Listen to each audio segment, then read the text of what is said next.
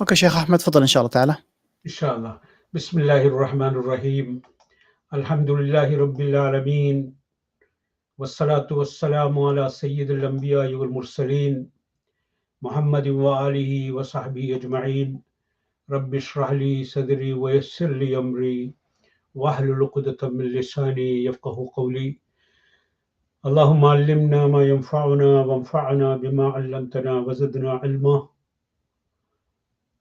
Ya Allah, teach us that which is beneficial for us and bless us in the knowledge you have granted us and increase our knowledge. All praises to Allah subhanahu wa ta'ala and peace and blessings on the Messenger of Mercy, Muhammad, son of Abdullah, the final messenger and the seal of prophets. May Allah subhanahu wa ta'ala continue to shower his peace and blessings on his messenger, Muhammad sallallahu alayhi wasallam, and his companions, his family, and all those who strive hard to walk in their footsteps. Before I begin my session today, as usual, I would like to remind each and every one to continue to pray for our brothers in Gaza and Palestine and all over the world, wherever they are suffering. May Allah subhanahu wa ta'ala give them relief. May Allah subhanahu wa ta'ala grant them the dignity and freedom and the rights that Allah has bestowed on them. So never stop praying for them. Today I have a great personality from India. He is Sheikh Husain Ahmad Madani, one of the outstanding scholars, educationists, and an advocate for a united India. We had the dilemma the Indian Muslims are still facing, the partition of India, and we are paying the price for it. I don't know how successful Pakistan has been as an experiment, but it's my own experience as an Indian Muslim, which most of the Indian Muslims would share with me, that partition was not all that a positive experience for the Muslims in India or Pakistan, as far as I can see. But anyway, today I am uh, brief. Of course, these presentations are brief. It is to bring to our attention some of the giants and their uh, formation, their intellectual, their training and education, and the legacies that they have left behind, and the wisdom that they have shared with us. Of course, we can build on this, enrich our understanding and practice of Islam, and we can motivate ourselves to study them in greater depth. Milieu and education, political activism, imprisonment, he suffered imprisonment because of his struggle for freedom of India. Stay in Hijaz, where he learned and also imparted knowledge, and coming back to India as the rector of the Yoband, because he did so because he recognized that his call, his mission to the service of Islam is best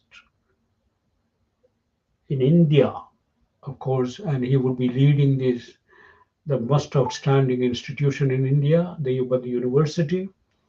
And of course, we'll talk about his very, very strong advocacy of pluralism and united India.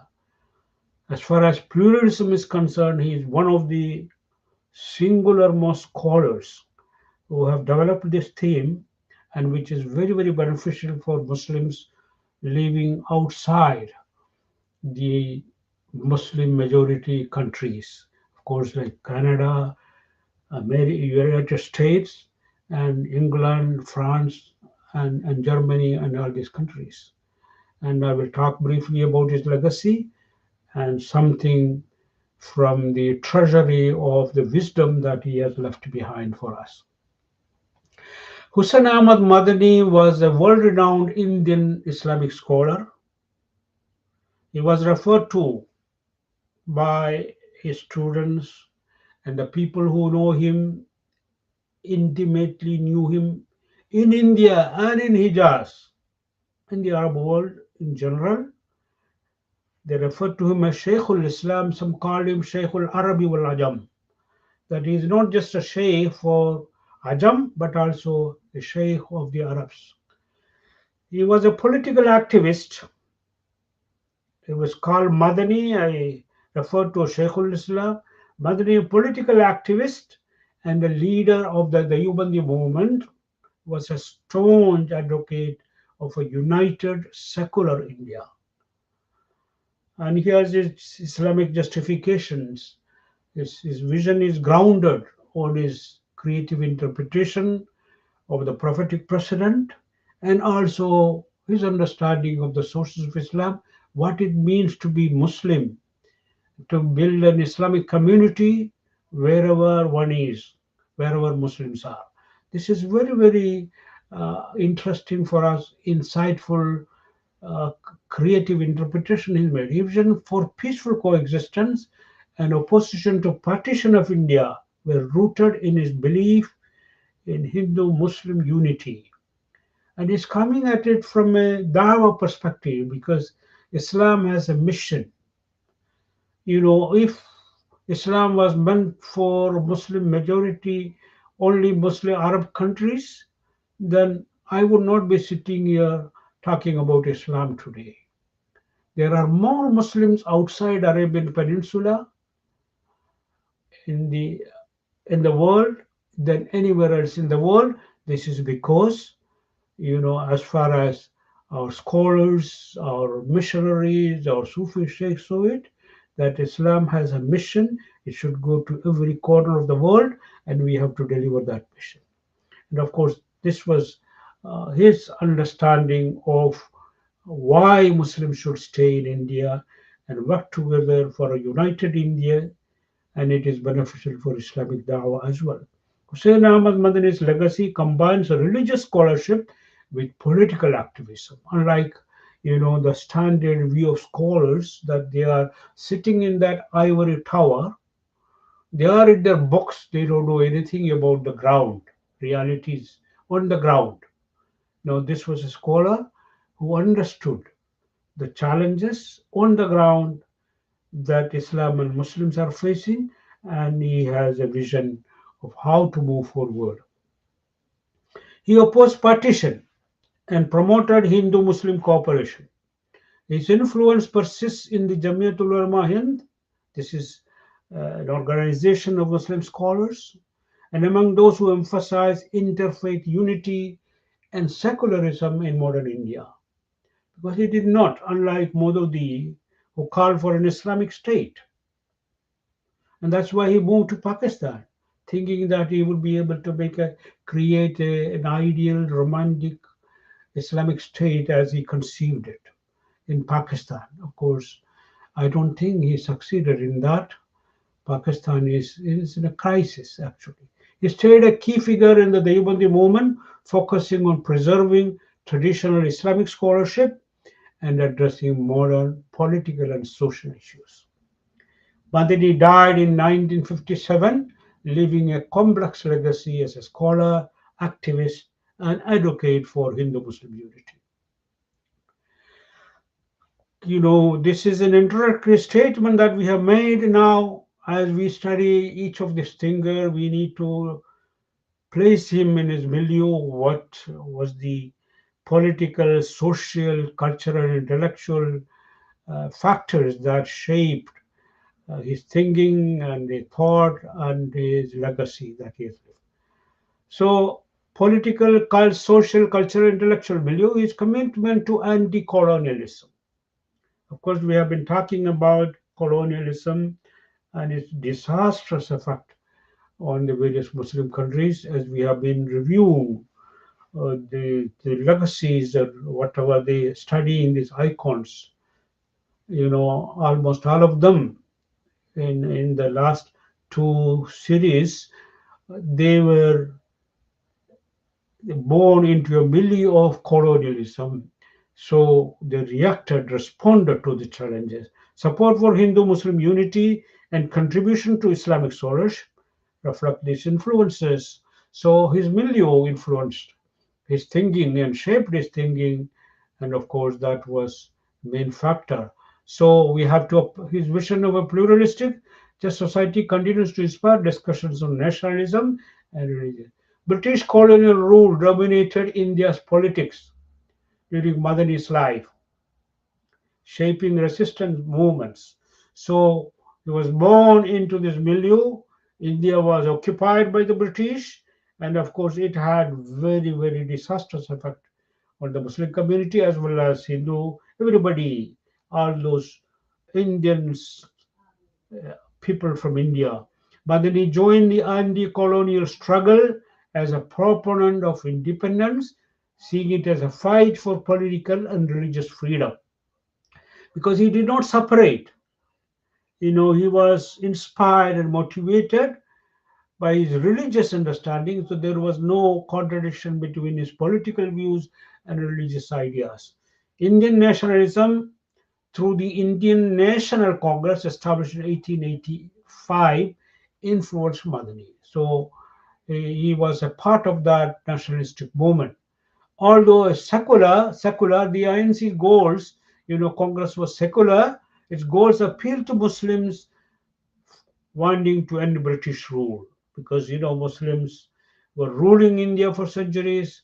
Now, British people, they tried to attack and destroy the Islamic influence and institutions, and also they tried hard to pit Hindus against Muslims. We are still suffering from their disastrous work. So Muslim scholars really saw British imperial power as a threat to Islam, to survival of Islam and Muslims in India. So they worked hard because they were in the forefront of the fight for freedom of India. The idea of partition, of course, when India freed itself from the British occupation, there was this serious discussion among Muslims, some people calling for partition of India because they thought, according to them, in order for Muslims would not be able to survive as a community, they will be drowned in the Hindu majority, and this, of course, they have very negative view of Hindu majority. So, of course, they proposed that Muslims should call for their own state, their own independent nation. This was one group of Muslims, so they advocated uh, this partition of India, but Madani vehemently opposed the two-nation theory put forward by All India Muslim League. They were the proponents, they were the advocates of the two-nation theory. Madani stood firm in his belief in unity, where Hindus and Muslims could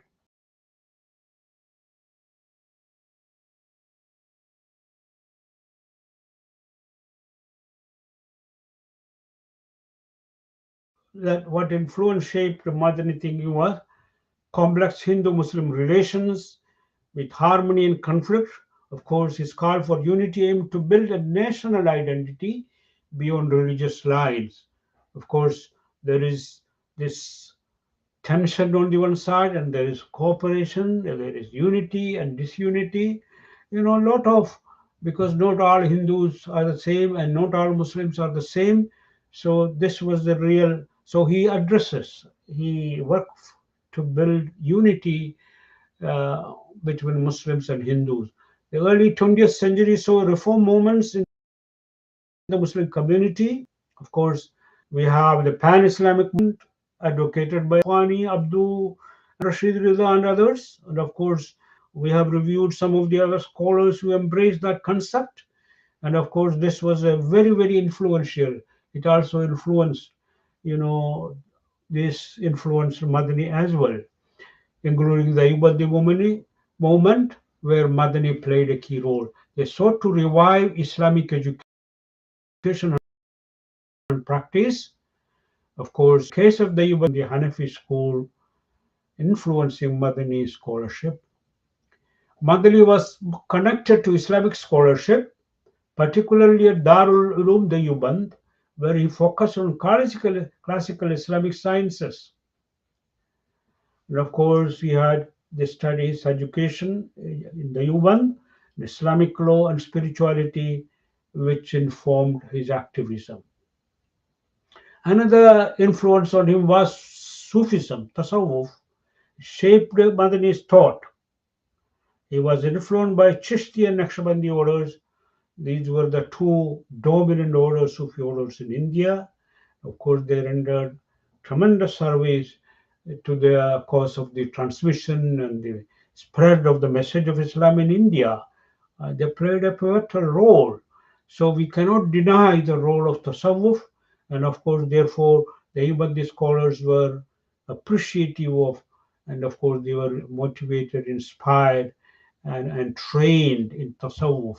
But of course, their idea of Tasawwuf is different from the cultic Tasawwuf, which we see displayed all over, and people, stressing as promoting tasawwuf as it is wearing green and turban and whatsoever.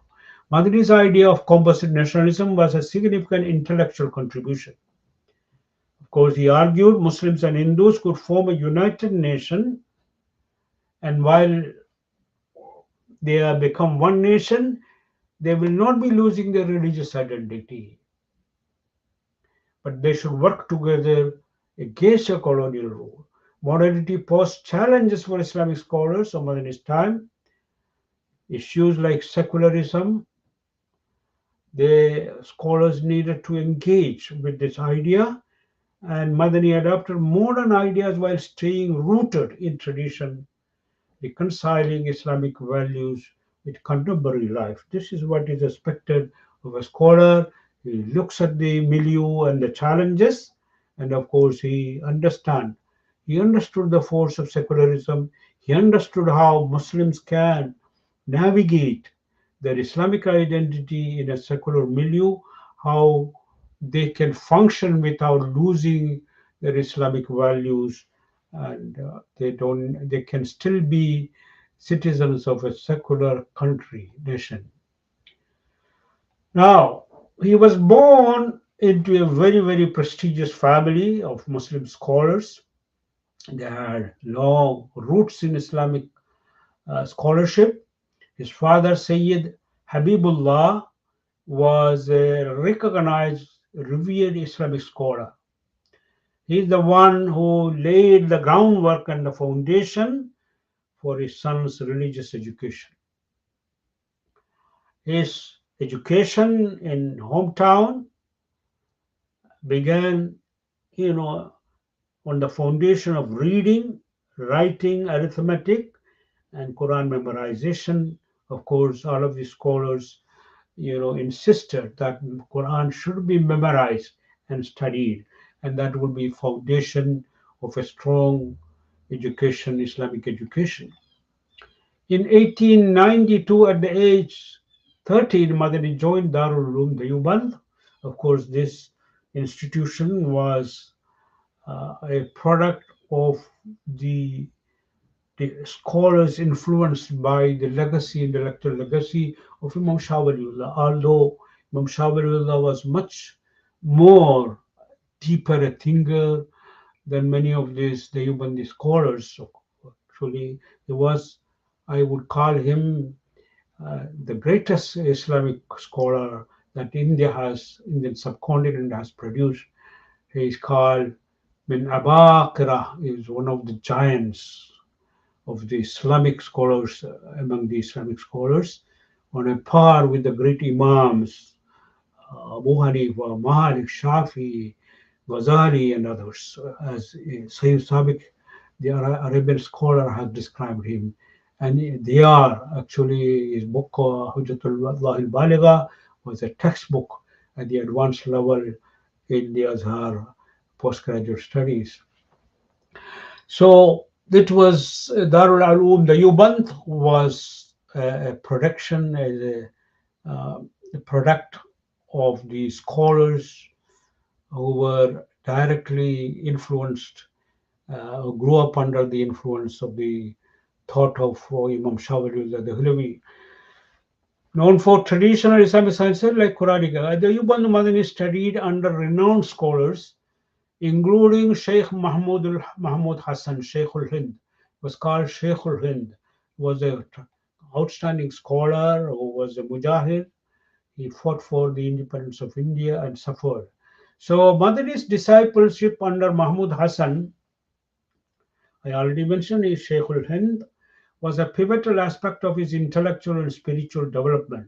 So Mahmud Hassan mentored uh, Madani so that he became a deep thinker, a scholar, and became a founding figure of the movement and anti-colonial activist.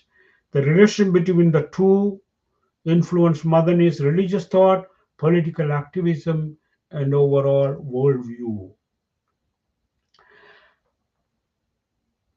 Mahmud al-Hassan not just imparted academic knowledge, understanding of Islam to him, but also offered Madani spiritual direction.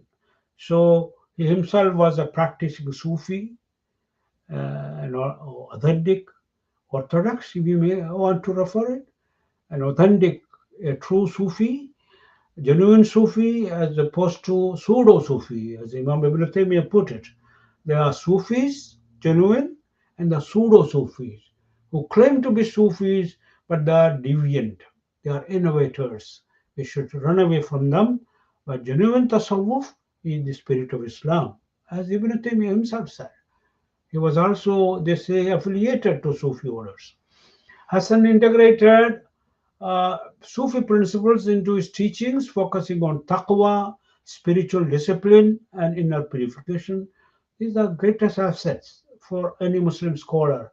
But unfortunately, some of our educational curriculum in many parts of the Muslim world today have left this aspect.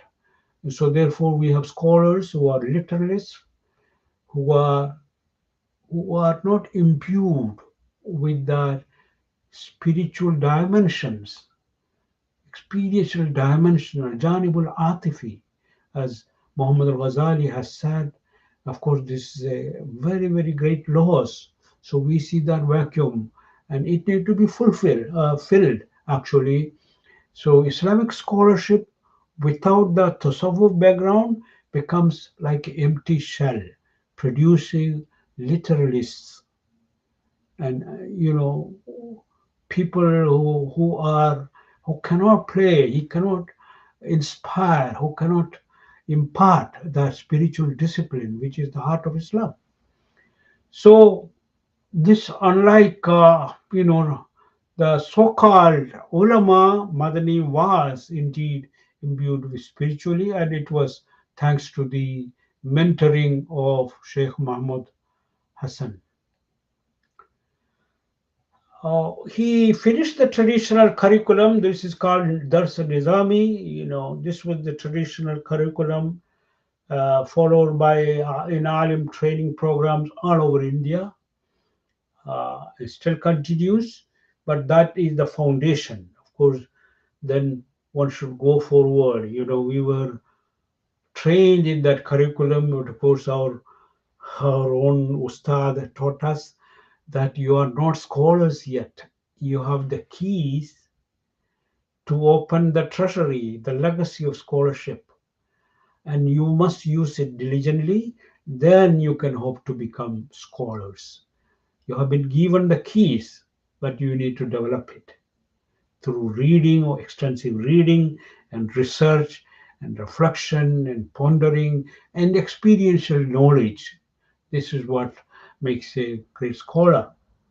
So, of course, his family, his father had this vision that they should move to Hijaz, so that he thought his family will grow up in the milieu of Hijaz, in Madina, of course, spiritual heartland of Islam, Makkah and Madina. So, of course, so they relocated to Madina, where Madani would spend the next 17 years of his life. So in 1897, after he finished his studies in the Ubad, he traveled to Hijaz. the spiritual center. He spent 17 years in Makkah and Medina learning from notable scholars and deepening his expertise in the sciences of hadith, tafsir, theology, Sufism, and Islamic jurisprudence. He advanced his career. He first began after he had finished his studies under reputable scholars in Mecca and Medina. He started out teaching in a famous madrasa in Medina, but later on he left that position to teach in the Prophet's Mosque, which is a very, very prestigious an honor for any scholar. The great scholars in Medina would be teaching, and there will be just like this is the tradition in Al-Azhar. The sheikh will sit under one pillar, he has the chair, and the students will be sitting on the ground. This is the tradition still going on in Medina as well. So, uh, teaching hadith and other Islamic subjects, he continued this for several years after he, of course, he stayed 17 years there. And he had uh, many scholars from all over the Muslim world. Only Ibn Badis, we will be covering him next session, inshallah. He was one of those outstanding scholars who studied, who benefited from the scholarship of Madani. And in fact, it was Madani. Ibn Badis had come to Medina to stay there, but Madani, the spiritual visionary, advised Ibn Badis that his mission is to serve uh, his brothers in Algeria because they need him more than Medina, because Medina has other scholars who will take care of this, because these scholars are looking not at their own personal benefits. They want to benefit the world through their wisdom and knowledge and pass on, transmitting the legacy of the Prophet Sallallahu Alaihi Wasallam. In 1914, of course, he comes to after 17 years in Hijaz, came back to India and joined Darul Uloom. First, he will start as a Hadith teacher, professor of Hadith, actually, which is the highest position in the Uband. Dawratul Hadith is the most distinguished faculty in the Uband. So he would be the professor of Hadith there. And of course, then his expertise in teaching earned him respect and solidified his scholarly reputation among the students and scholars. It left a lasting impact on Islamic education in India. So in 1927, Madani became Sheikhul Hadith of Darul Uloom Deoband. Of course, you already Sheikhul Hadith, and also he becomes the rector of the Uband actually. He should be rector of the Uband, shaped the curriculum, maintained the seminary's independence, and kept it a leading Islamic education center. Thanks to his leadership position at the Uband, it helped to preserve and promote traditional Islamic scholarship and, of course, influence on the curriculum. He ensured a balance between religious education and modern knowledge.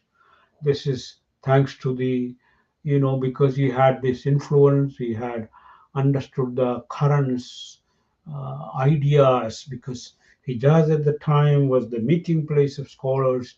So a scholar visiting or staying in Hijaz will be conversing, entering into this exchange of ideas with the scholars from all over the world. So it will give them a good idea. Now, political activism. So this is one of the main role contribution of Mahmud al-Hassan. I thank him for that because I'm coming from India and I know what it means, what we suffer, still go through because of the wounds inflicted by the partition of India. And Indian Muslims are paying a heavy price still for it. So if they had heeded the message of Muhammad Hassan and Abul Kalam Azad and other scholars who were against partition, we would have a better situation for Muslims in India. It is my guess, my educated guess. He was jailed for 3 years in Malta for his involvement in the Silk Letter conspiracy. This was a plot, they say, the Britishers put it against to overthrow the British rule. Historical event. The Silk Letter was a secret plan devised by a group of Indian revolutionaries to overthrow British rule in India. And Muhammad Hassan and Madani, both of them, participated in this controversy. It was a reflection of a strong stand against the colonialism, and they were ready to pay the price for it and face the trials. Following, of course, so they were jailed, and he suffered in jail for 3 years. And it was in jail that, at the instruction of Muhammad al Hassan, he memorized the Quran, because Muhammad al Hassan didn't memorize the Quran. So he wandered. He was missing Taraweeh, full recitation of the Quran, hearing the entire Quran recited during Taraweeh in jail. So he ordered Madani, of course, Madani, he encouraged him actually, and Madani did that in no time. He memorized in no time, it was very, very fast, and started reading in Taraweeh prayers in the jail actually. He After release from jail, Madani aligned with the Jamiat Ulama Hind, actively advocating for fostering Hindu-Muslim unity, opposing partition of India. Madani promoted the concept of composite nation.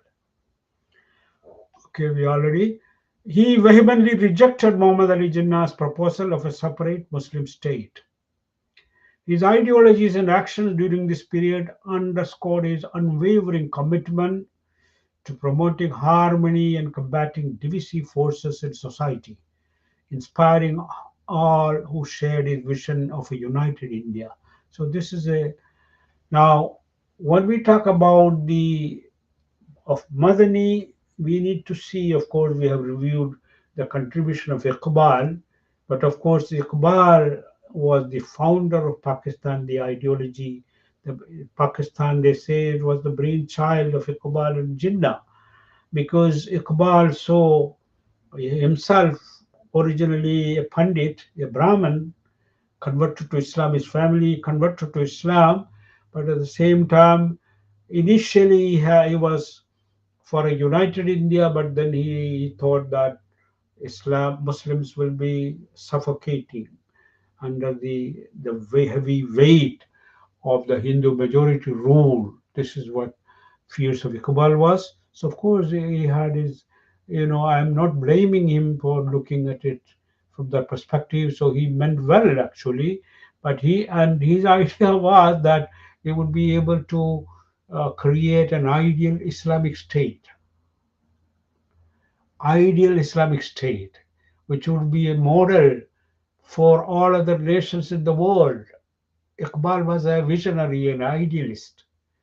Of course, Madani had a different sort of vision of, dawa oriented. He thought that Muslims should stay in India and should make dawa so that Hindus will also gradually come to Islam, inshallah, recognizing the beauty of this religion.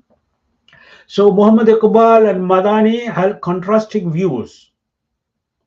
Each one of their had their visions of Indian nationalism and the role Muslims should play in the subcontinent. Iqbal supported a united India initially, but later shifted because he was concerned for the future of Muslims in a Hindu majority setting. Of course, we see this now. Of course, there are fears in North India. Definitely, this RSS and BJP are really, really working hard to exterminate Islam and Muslims, definitely. And this was already Iqbal saw this, but of course, he advocated for separate Muslim state in northwestern India to protect Muslim identity and rights, and proposed the idea of a separate Muslim state in regions with Muslim majorities. Madani supported a united India, of course, rejecting the notion of a separate Muslim state. His idea was composite nationalism, which meant Indian Muslims could coexist with Hindus in a democratic India. So that's why he opposed the two nation theory, and he collaborated with the Indian National Congress of Mahatma Gandhi, Azad, Nehru, and others. These different stances mirrored the broad Muslim community debate. This was a contentious issue, debate and discussion and munadaras went on among Muslim scholars and politicians on this. Madani looked at it from, he defended his position, drawing on the prophetic precedent and other Islamic principles. He looked at the Constitution of India as the first precedent from which he looked at it that this provides a framework for establishing a united India where Muslims, Hindus, and other communities will coexist. Because in the Constitution of Madina, framed, written by Rasulullah, which Professor Hamidullah called the first written constitution in the world, that provides a formula for a united India. So because the Prophet's constitution proposed the formula where Muslims, Jews, and other communities would be able to live together under a single political framework. Collective governance with distinct religious identities. Of course, if you read carefully the Constitution of Medina, I had chance to give a lecture on it in MSA convention, ISNA convention. I think I don't know where, somewhere in the States. Uh, so I looked at this document carefully and I saw the Prophet ﷺ uses the word ummah in two meanings. This ummah as a nation comprising of Muslims, Jews, and other communities. And then ummah is used also ummah of Muslims, ummah of Yahud, ummah of others. So, meaning that we can have a nation under which various communities can live together peacefully. Of course, this became the roadmap for the Ottomans. They had this millet system where each religious community will be autonomous, governed by their own sharias, you may call it, but living within the umbrella nation of Islamic State or Ottoman state. This was so. Madani argued that this showed Islam's ability to unite with non-Muslims while keeping the Islamic identity and principles. In that setup, Jewish tribes practiced the religion within the Medina community. Madani viewed this as a model for Muslims to coexist, cooperating in governance while retaining religious freedom.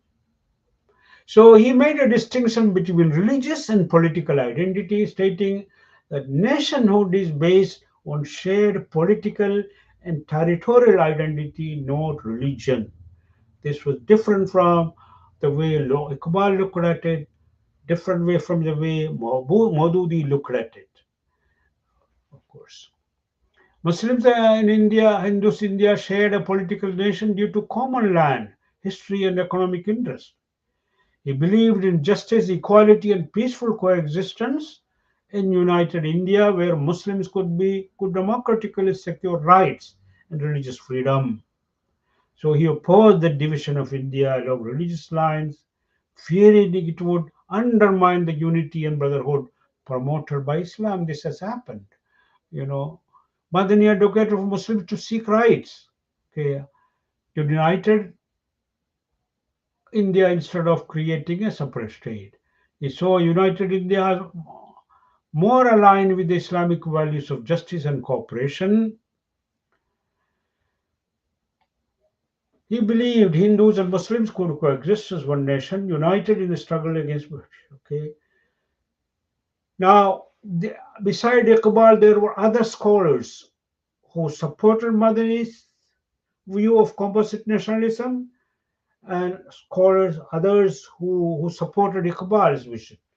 So, great scholars, Maulana Abul Kalam Azad was a key figure in Indian independence movement, supporting a united nation beyond religious lines.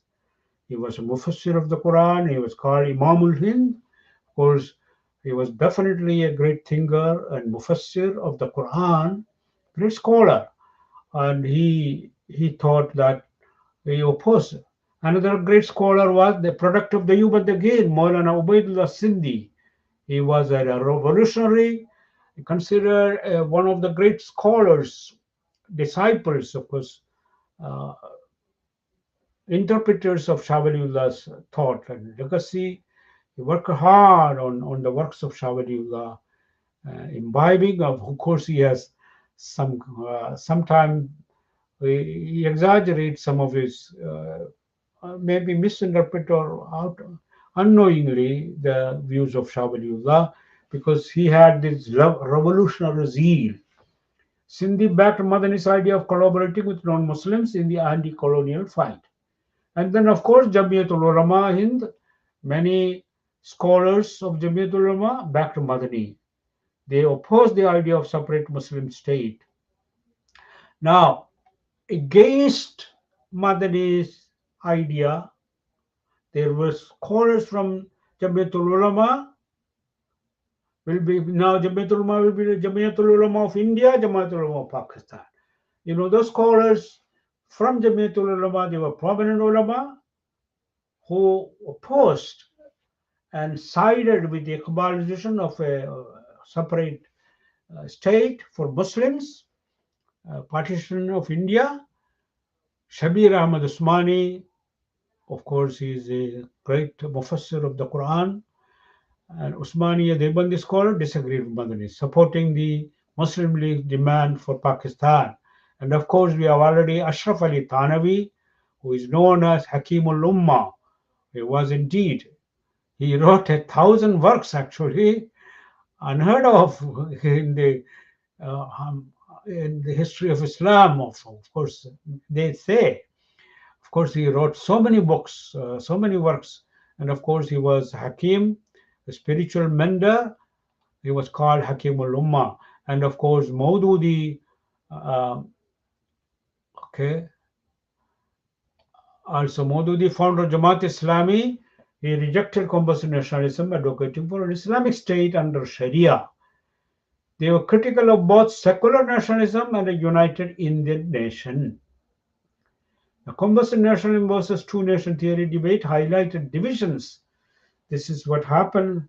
It really divided the Muslims to two camps. Of course, this happens. Madani supporters envisioned, okay, I already mentioned. Madani's book, Muttahida Qawmiyat or Islam, composite nationalism and Islam. Now, coming to literary legacy of Madani, I mentioned, he was a very influential scholar. He left a significant literary legacy, Islamic jurisprudence, political thought, and nationalism. His work reflected his legacy, reflected his work in jurisprudence, fiqh, Sufism, and also addresses political challenges faced by Muslims. Of course, a significant aspect of his legacy is political thought. I already emphasized it so much. So his political writing reveals his views on Islam and modern politics. The important work he produced for this was Muttahida Qawmiyat, or Islam. This is in Urdu, this title, Composite Nationalism in Islam. It was written in 1938. It is his most famous political work. Madani argued Islam allows Muslims to form political alliances with non-Muslims in the fight for justice against colonialism. Of course, this is something that Muslims should study for our own situation here in Canada and USA. It counters the two-nation theory proposed by Muhammad Ali Jinnah and All India Iqbal and All India Muslim League. Another work of his, Naqsh Hayat, The Mark of Life. This is a biographical work. It highlights Madani's life and political career, emphasizing his role in the Indian independence movement. It provides insights into his intellectual growth, of course, his period of imprisonment in Malta under the British during the World War One, and his thoughts on Indian nationalism, colonialism, and the future of Muslims in India. Of course, he wrote several religious and juridical work. He extensively wrote in fiqh theology, demonstrating the understanding of law and ethics. As a Sufi master, Chishti order, his spiritual teachings are also evident. Ta'limat Islam in Urdu, Teachings of Islam, is a collection of fatwas. It covers various religious and social questions, including ibadat, social norms, and political issues.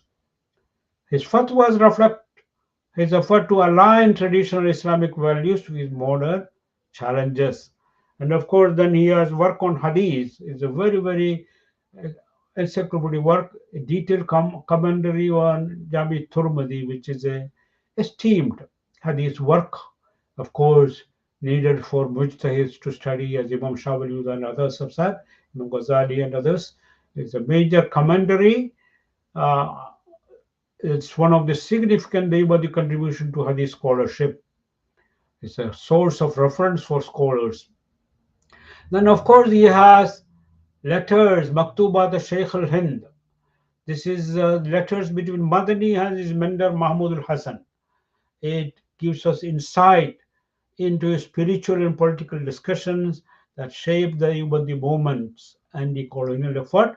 The letters combine religious guidance with political reflections, highlighting Madani's balance of faith and politics. Finally, his works on Sufism and spirituality.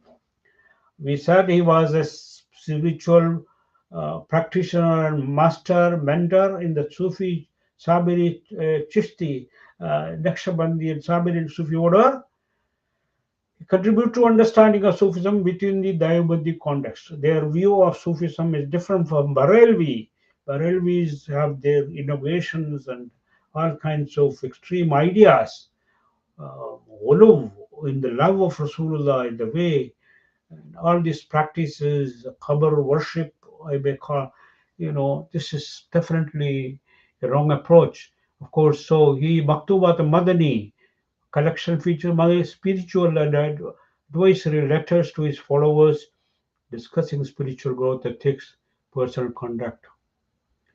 And finally, most importantly, he has educational contributions. Great, he played a great role in the educational reform of the Yuban. Uh, he reformed that Dars Nizami, and and of course he made it more in line with the need for in the modern times for Islam. And of course his views on nationalism, governance, and Muslim role. We already mentioned that. Jamiyat Ulama publications, he contributed to that. And of course, as we mentioned, the controversies generated because, we already covered it, that this ulama became divided because of the way they looked at the challenges facing Muslims in India. Now, let me conclude with uh, giving you something of the wisdom. Of course, all of this reflect some of the discussions we already made. Islam does not bind people into a narrow definition of nationhood based solely on religion.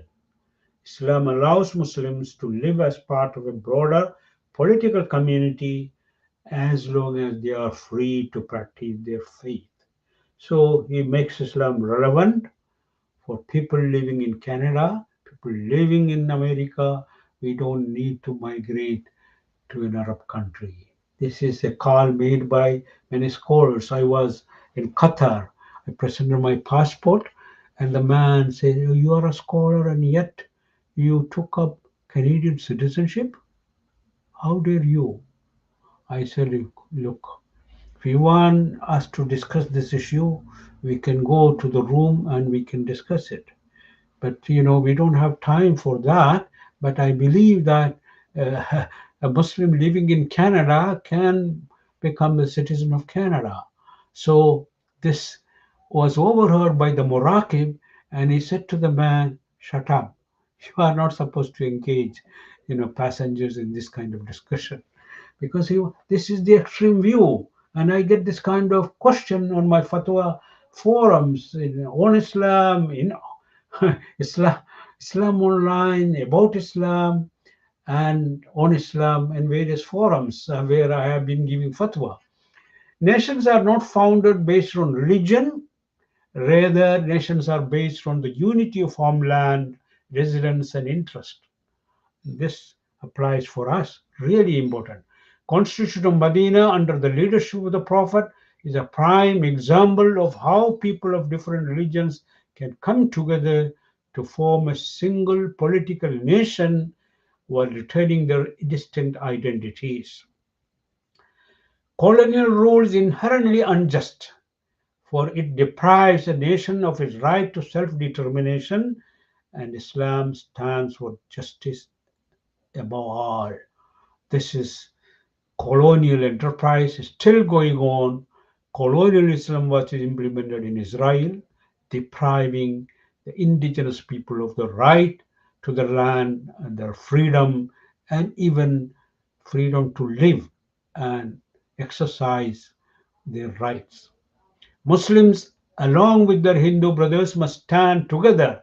The struggle for independence is not just a political necessity, but a moral and religious obligation. Religious knowledge is the light that guides the believer, but an awareness of the world must accompany it. Muslims should be scholars who know both the Quran and the realities of their society. Very, very important insight he is imparting to the students of Islamic knowledge.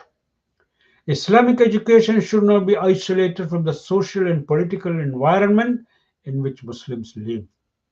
The madrasa should produce individuals capable of leading spiritually and in worldly affairs. This is a great insight. I would applaud this great scholar. And even if he didn't say anything, this would be a jump for us all to impart. True tasawwuf is the purification of the soul and character, and not practices that deviate from the straight path. Many people think of tasawwuf separate path from Sharia. This is the greatest danger. So many cultic Sufis all over North America and Europe preaching this kind of separation between Sharia and Tasawwuf. This is the most dangerous.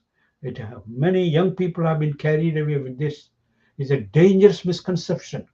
Every action and belief in Sufism must be rooted in the Quran and the Sunnah. Sufism without Sharia is a hollow shell. The essence of Sufism lies in adherence to the law of Islam and acting upon the teachings of the Quran and the Prophet. I have already emphasized this before, but spirituality is not in outward displays or special clothes, but in sincerity and fear of Allah in the heart. And a true Sufi purifies his inner self for the sake of Allah alone. What a great gem of advice it is. Many have adopted the cloak of Sufism to seek fame and wealth, but the true Sufi is he who renounces the world and its vanities and dedicate himself to Allah subhanahu wa ta'ala. Dhikr is the nourishment of the soul, but it must be done sincerely and in the way the Prophet ﷺ prescribes. Dhikr is a means to cleanse the heart, not an end in itself. So it's countering the extreme views of some of the Sufis. Islam is a middle path. We must not neglect the spirit of the law. Neither should we become so engrossed in spiritual exercises that we forget the obligations of the Sharia. Finally, the purpose of tasawwuf is to attain closeness to Allah by refining the soul and adhering to the teachings of the Prophet Muhammad sallallahu alaihi wasallam. There is no other path to Allah than what He has prescribed. Brothers and sisters, I conclude this. May Allah subhanahu wa ta'ala have mercy on this great scholar. There is so much for us to learn, especially Muslims living in this part of the world, how we can function creatively and disseminate the message of Islam in this pluralistic milieu. We can benefit from this great scholar of Islam. May Allah subhanahu wa ta'ala shower His mercies on him and his mashayikh and those who follow their path. And may Allah subhanahu wa ta'ala include us among those who love. وَحِبُّ الصَّالِحِينَ وَلَسْتُ مِنْهُمْ لَعَلَّ اللَّهَ يَرْزُقُنِي صَلَاحًا. I love good people, righteous people, although I am not one of them. But because of my love for them, perchance Allah may include me among them. I pray to Allah subhanahu wa ta'ala to inspire us to love our great scholars and imams and awliyaullah. Islamic history is full of them, and we will also visit some of them, inshallah, in another 4 sessions. Please stay with us. Next time we are studying Ibn Badis, who was one of the students of Madani in Madina, and of course is an outstanding scholar who contributed tremendously to the cause of Islam in Algeria and North Africa. May Allah subhanahu wa ta'ala subhanak Allahumma wa bihamdik nashhadu an la ilaha illa anta nastaghfiruka wa natubu ilayk. Glory and praise be to Allah. You bear witness there is no God but you. We ask forgiveness of you and return to independence. Inshallah, we will meet you next Sunday at 12, inshallah. Assalamu alaikum wa rahmatullahi wa barakatuh.